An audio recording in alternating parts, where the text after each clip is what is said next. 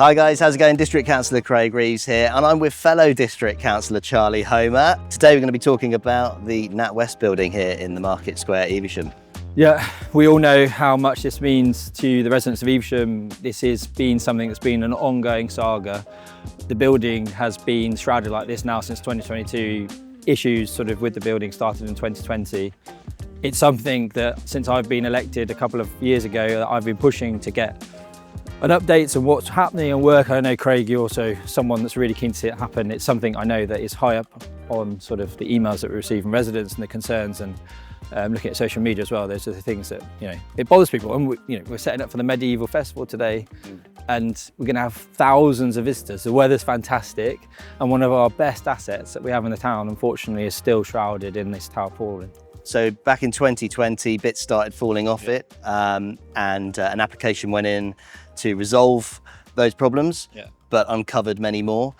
One being some work in the basement that needed to be done, and then again, the roof, which needed to be replaced.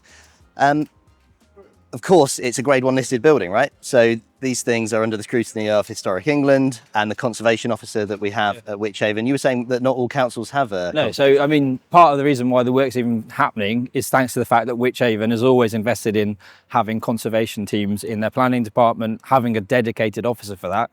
That's part of the reason why even the issues were highlighted and work started on it, because if we hadn't have done that, unfortunately, it might be a lot more dilapidated, and the costs and everything else would be even bigger. I mean, the worst case scenario would be Natwest just decide to give up on the building before making any of this works happen. Of course. I mean, we all know what's happening to banks up and down the high street. We're losing them, unfortunately. That's a market forces and all those sort of things. That's a different podcast for a different day, or a different video even. But the reality is Natwest own that asset. They are responsible for it. So we are fortunate that we have such a wealthy business that ultimately is responsible for that building, because otherwise I dread to think what would happen if we didn't have somebody that was going to step up and make those fixes to the building. But like you said, as soon as you start uncovering and doing the exploratory work around what needs to be done, you start to find other things. And one of the big parts of that was obviously the roof was dilapidated. They knew that, but when they started to really get underneath it, it was a much, much bigger job. It's been beset by delays. Obviously, the previous contractors went into bankruptcy in last October, which was a huge issue. Obviously, as that's created delays, but it's a specialist job. It's not something you can't just get any other business contractor to come and do. We've got a slate problem, the fact that the slate has to be sourced from a particular quarry. We've got a bit of a competitive situation between the almonry. There's only one quarry we can get the stone from. So, and Conservation England and all those other heritage projects, they have to approve the materials before you can even use them. So there's a whole process. You can't just go down to the local B&Q and pick up slates for a roof like that. It's very complicated. Now, what we want to do as councillors, we have the almonry that is going to have some shrouding over it for about 18 months. That's coming up this year, I believe. Yeah, it's going to start soon. So, but that's again, it's brilliant. So the Town Council Almonry, they've secured £2 million of grant funding to make sure they can save that building for generations to come. It needs to last another 500 years. Yeah, right? exactly. Yeah, and it's that corner of town is fantastic. It's a really pretty part of town. Very visible as well. Very visible. Driving through. Yeah, and I don't want to see another building in Evesham shrouded like this for 18 months, a couple of years.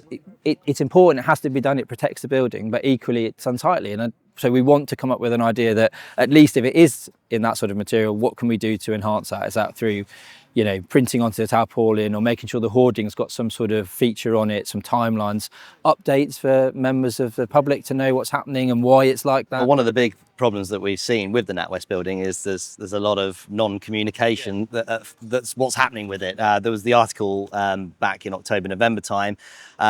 But it's the biggest question that everyone asks is what's happening to it, and people just seem to see it growing in scaffold year on year. We're discussing with the almonry, with the teams at Wychavon, about how to make the almonry more attractive when it is shrouded. So more of that to come as and when.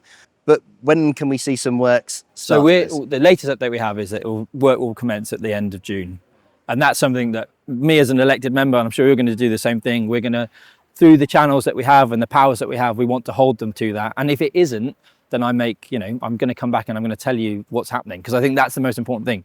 If we can all just know the situation that we're in, then we can deal with it. It's the speculation and it's the sort of the non-communication which makes us all a bit angry, because we just want to know what's happening to something so important.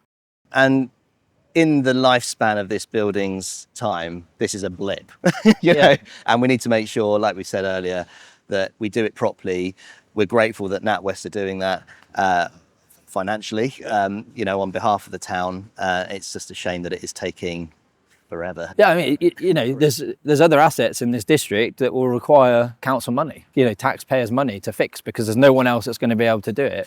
We should be grateful, at least to a point, that that's going to be covered by a private entity to do. I mean, it doesn't help, obviously, when it takes so long, and obviously that again has a cost implication, no doubt, but you know, we should be grateful that that work will be done and will be paid for, and it's not something that we need to find the funding to do. We've got a long history of doing these renovations. You know, the bell tower was renovated not that long ago. That cost £500,000 to do. That was all publicly funded. It was amazing to see how people responded to that, but maybe it's just we're unfortunate we've kind of hit that 500-year cycle, and we're right in the middle of it, where these buildings just need those sort of maintenance. Yeah, it falls on us. Well, we'll certainly do more of these conversations in the future. Definitely keep you up to date on what's happening with the Natwest building. So any information that we find out, we'll pass on to you guys. There's a lot of communication going on behind the scenes, and we acknowledge that we want to bring more of that information and knowledge to you. So thanks, Charlie. Thanks for listening, guys. We'll catch you on the next one.